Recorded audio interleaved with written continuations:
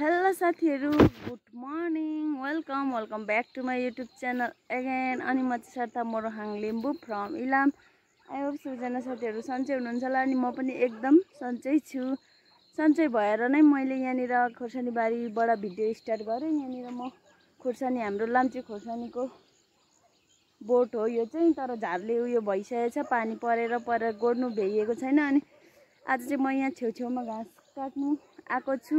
अनि किन यहाँ आउन। अनि यहाँनिर आज चाहिँ म खोर्सानी गोड्ने भनेको दिउँसो। अब मौसमले हेरौँ कस्तो साथ दिन्छ। अनि जो नयाँ साथीहरूले फर्स्ट टाइम मेरो भिडियो हेर्दै हुनुहुन्छ भने चाहिँ लाइक शेयर सब्सक्राइब गरिदिनु होला। घाम पनि अघि बिहान चाहिँ पानी पर्दै थियो, फेरि अहिले घाम झुल्क्यो। अनि यहाँनिर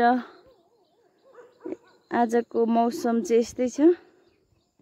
अनि मैले चाहिँ दिउँसो यो खोर्सानी गोड्नु पर्ने हुन्छ, झारले पुरिसकेको छ। अहिले चाहिँ म छेउछेउमा घाँस काट्दैछु।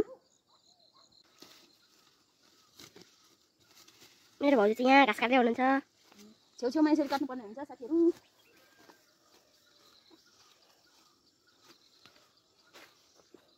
यहाँनिर साग पनि छ हाम्रो। साग त बाँच्ची छ। खोर्सानी चाहिँ यहाँ एकदम हरियो भइरहेको छ हैन भाउजू? तिमीलाई रुगा लागेको हो कि? ए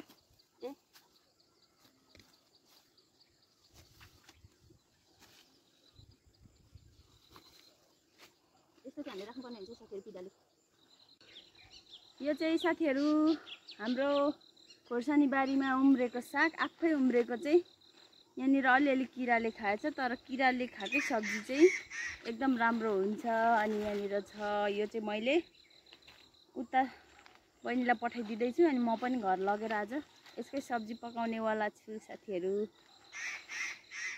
ल, मौसम चाहिँ साथीहरू अहिले बदलिन्छ। अब फेरि पानी पर्नुलाई होला, फेरि बादल लाग्न थालिसकेको छ। अनि यहाँनिर मेरो चाहिँ अर्कै कलरको टाइगर लिली पनि छ। अस्ति चाहिँ मैले कलेजी कलरको देखाएको थिएँ। यहाँनिर यो पहेँलो भन्नु कि के भन्नु, पहेँलै हो। त्यस्तो खालको पहेँलो पनि होइन, अर्कै खालको पहेँलो एक बोट छ। अनि यो अब कलेजी चाहिँ फुलिसक्नु आँटिरहेछ है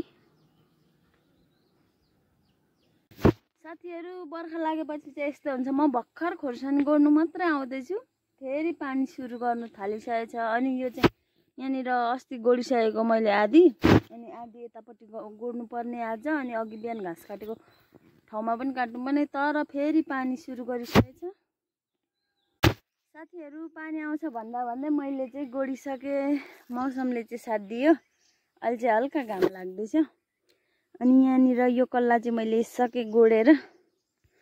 खोर्सानी कोही चाहिँ फल्दैछ पनि, फुल्दै पनि छ। यो चाहिँ हाम्रो बेच्नको लागि लाम्चे खोर्सानी हो। अनि मैले अब अघि बिहान माथि घाँस काटेको ठाउँमा गोड्नु जानुपर्ने हुन्छ।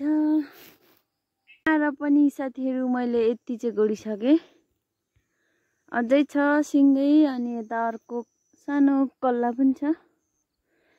अहिले चाहिँ यति गोडिसकेँ। कल्ला चाहिँ आज साथीहरू मैले गोडेर सकेँ। अनि त्यहाँ पर चाहिँ हाम्रो काँक्राबारी। अनि मैले आज ढिलो ढिलो गोड्नु सुरु गरेर यहाँको चाहिँ सकेँ। अनि अहिले चाहिँ म यहाँनिर हाम्रो पित्र गर्ने थोरै अदुवा रोपेको छु। त्यो अदुवा चाहिँ यहाँनिर उम्रिनु सुरु भइसकेछ। त्यो अदुवा गोड्दैछु। यहाँनिर मैले धनियाँ पनि लगाएको थिएँ, धनियाँ पनि उम्रिसकेछ। अनि मैले चाहिँ यहाँनिर अदुवा गोड्नु पर्ने हुन्छ। आज चाहिँ साथीहरू हाम्रो भान्सामा चाहिँ यहाँ सुँगुरको मासु पाक्दैछ। म र आशिष नै धेरै खारेको मात्रै मन पराउँछौँ र यहाँ मैले खार्दैछु। अनि अहिलेको सुँगुरको मासुको बोसो चाहिँ साथीहरू यति धेरै उछिटिन्छ कि यहाँ चुलाभरि यता लास्टै फोरी बनाउँछ उछिटिएर। अब भोलि फेरि चुला लिप्ने बेला भइहाल्छ। यहाँ छ हाम्रो सुँगुरको मासुसँग मिसाउने साग। अनि यहाँ लसुन र हरियो खोर्सानी, अनि प्याज, अनि यहाँ एउटा टमाटर काट्नै बाँकी छ, काट्नुपर्ने। यस्तै छ आजको भान्सा। मेरो चाहिँ साथीहरू सब्जी पाक्दैछ अनि आजको भिडियो चाहिँ म यहीँ अन्त्य गर्न चाहन्छु। जो नयाँ साथीहरू हुनुहुन्छ उहाँहरूले चाहिँ सब्सक्राइब गरिदिनु होला साथीहरू।